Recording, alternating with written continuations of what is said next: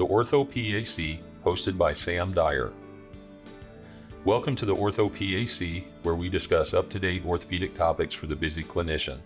I invite you to sit back and relax as I attempt to fill in the gaps between education, current events, and real-world practice. Welcome back, listeners, and thanks for listening to me today.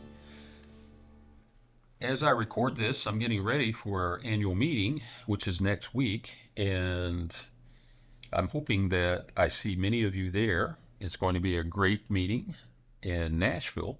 Hot chicken, a lot of great talks, a lot of good music, great place to go. So I hope to see you all there, and I hope you all spend some time, take some time off from your busy practice.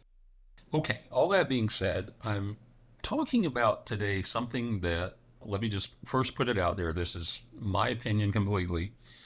I haven't really consulted with anybody else about this, but I'm just kind of trying to read between the lines and understand what's going on. And the whole thing is about the American Medical Association, or AMA, Scope Creep campaign and the AAPA letter addressing that. Now, honestly, I wasn't really aware of any of this until I saw that letter. And the letter, and anyone listening to this, do what you want, but if you're a PA or an NP, I think it behooves you to sign the AAPA's open letter to the AMA about asking them to stop this campaign. The AAPA would say that the AMA is spreading false information about patient safety and denigrating PA practice. But it's not just PAs that are involved in this scope creep campaign. And basically, scope creep, what that means is scope of practice and creeping into legislatures, like we're sneaking around trying to get something passed to make changes. So scope creep, or the creeping scope of practice changes. So it's not just PAs, it's NPs, it's CRNAs, it's psychologists, it's optometrists, it is pharmacists. There are a lot of non-physician healthcare people that want to expand their scope of practice and basically get out from under the umbrella of physician supervision. It's outdated. This is an outdated hierarchy. It should be a team. Now, physicians as the point of contact for complicated problems and things, absolutely. But, what happens in my orthopedic practice if I see a non-displaced wrist fracture, I put it in a cast and have it follow up with an MD or an ankle sprain?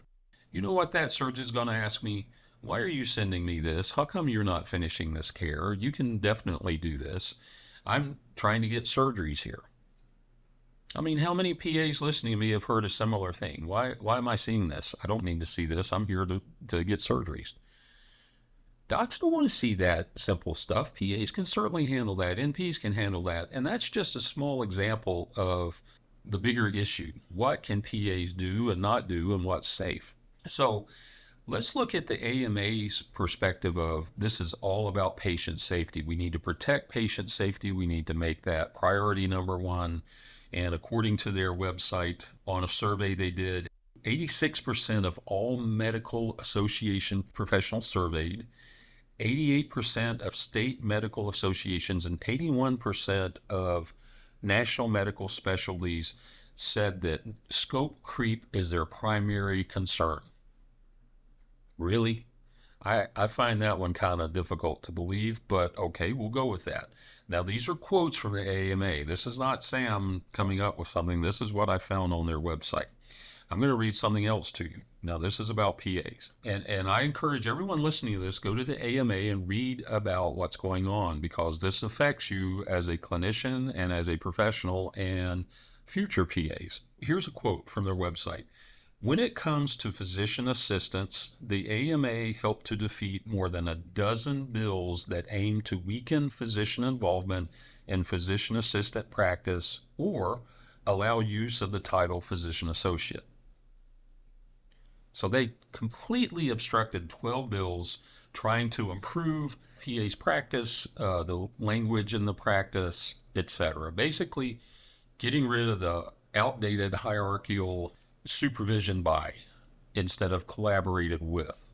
That's the big thing. Okay. So let's talk a little bit more on the AMA website about what they're doing. So the scope creep That's a big issue. But let's look at their priorities. And they have these listed on their website, and it's called AMA Fighting for Physicians, Our Priorities. Okay, number one, reforming Medicare payment. Number two, fighting scope creep. Number three, fixing prior authorization. Number four, reducing physician burnout. And number five, making technology work for physicians. Out of those five things, one I'm not going to talk much about because I think is a very valid thing, making technology work for physicians, hopefully making it work for everybody. But if you look at those first four things, the first three says it all. It's all about money. It's not about patient safety. Now, this, again, is my opinion, but reforming Medicare payments, we want more money. Fighting scope creep, you can't do this because of patient safety and our market share might decline. Number three, fixing prior authorization so we can get paid faster, so there are no delays, so we don't have to do administrative work. I mean, is it just me? Can anybody see this correlation? I think that the whole patient safety debate is wrong. I mean, there's plenty of data out there that show that PAs deliver great health care. The patients love them. Look at the NCCPA. There's plenty of information there. PAs can do this, their campaign. Look at the AAPA information. Go back to 2016 and look at malpractice trends from the National Provider Database Bank. They went through the database and looked at malpractice claims for 10 years. Guess what? PAs were involved in malpractice or adverse action claims 1 to 2%, as opposed to physicians that were 10 to 20%.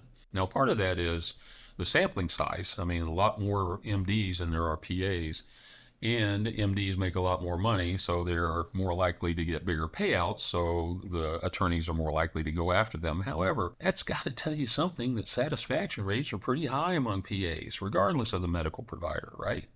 Here's another statement. The AMA's position on physician assistants is that they should be regulated by state medical boards to best reflect the supervisory nature of the relationship between physician assistants and physicians. In addition, medical licensing boards should serve a crucial role in facilitating efficient, safe, and productive relationships between physicians and physician assistants. Now, that being said, I agree, collaboration. You know, if I see something and I know this is totally within my scope of practice, totally within my knowledge and training and education and experience, that I think I can't fix, I'm going to send that patient to the MD, or I'm going to call the MD if I need them right then to help me make a decision. I don't need to call the MD for every ankle sprain that I see, every non-displaced wrist fracture, every finger sprain, everything. PAs can deliver that care. I can inject joints all day. I teach people how to inject joints. I can do it better than the docs. In a lot of instances, I have people that come back to see just me. This whole thing is about money, folks. It's about money. Why don't we get away with the patient safety, and why don't we call it for what it is, about money? Now, the fourth priority that the AMA came up, fighting for physicians, reducing physician burnout. Think about that for a second, and think about this campaign against PAs and scope of practice and scope creep, physician burnout.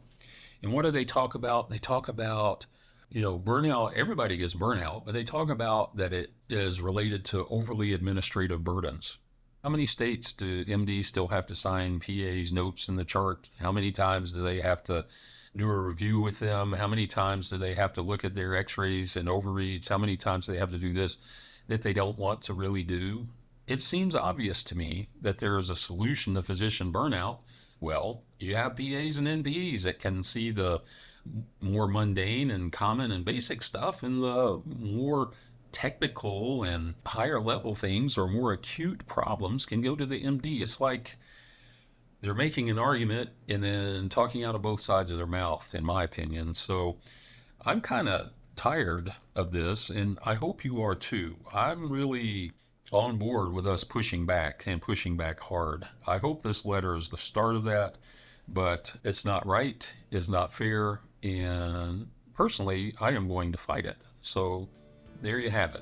I hope you will join me and look at the AAPA's website, sign the open letter. It's due August the 28th. take the survey and stay abreast of what's going on, because this significantly affects you, your practice, and our future colleagues. The PAOS annual meeting is in Nashville, September the 2nd through the 6th. I hope to see you there.